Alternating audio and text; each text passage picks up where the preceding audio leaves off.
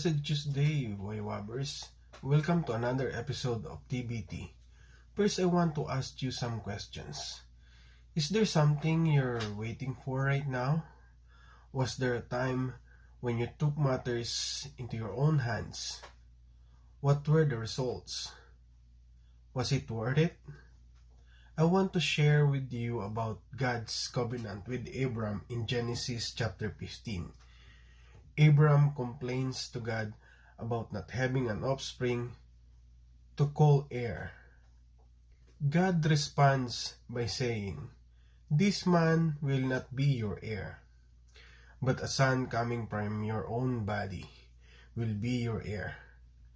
God promises Abram that he will have a son of his own, and Abram believed the Lord and he counted it to him as righteousness. It is important to note that Abram believed the Lord at this point and did not question that the promise would be fulfilled. Unfortunately, things take a turn in chapter 16. Abram and Sarai create their own solution to their problem. Sarai tells Abram, "The Lord has kept me from having children. Go sleep with my maidservant, perhaps I can build a family through her." Abram agreed to what Sarai said. Waiting is hard, especially when years pass and there is no sign of your expectations being met. Often, the longer you wait, the more desperate you become.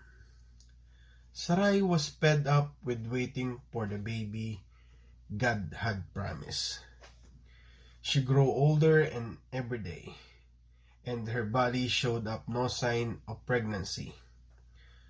Perhaps she questioned that God's promise of children for Abraham included her.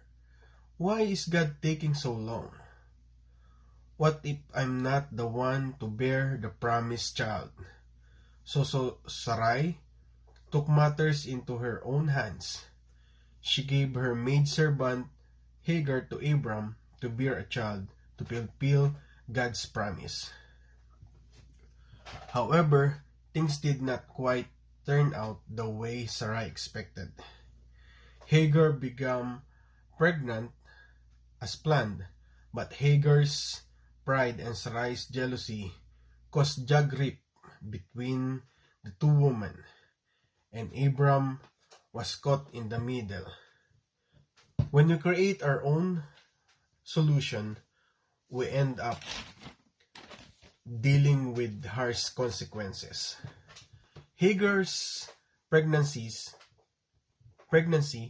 caused division in Abraham's household, but God had a plan to bless Abram and Sarai with their very own baby, a plan to bless the world through their own offspring. Isaac would be the fulfillment of God's promise. The plan was worth waiting for. God has planned for your life too.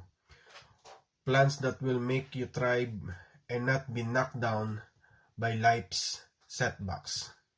In Jeremiah 29:11-13, "For I know the plans I have for you, plans to prosper you and not to harm you, plans to give you hope and future. Then you will call on me and come and pray to me, and I will listen to you. You will seek me and find me when you seek me with all your heart." God's plans are well worth waiting for. You may be tempted to take matters into your hands, thinking God is just a little bit late. But don't risk God's perfect intention for you by relying on your own schemes.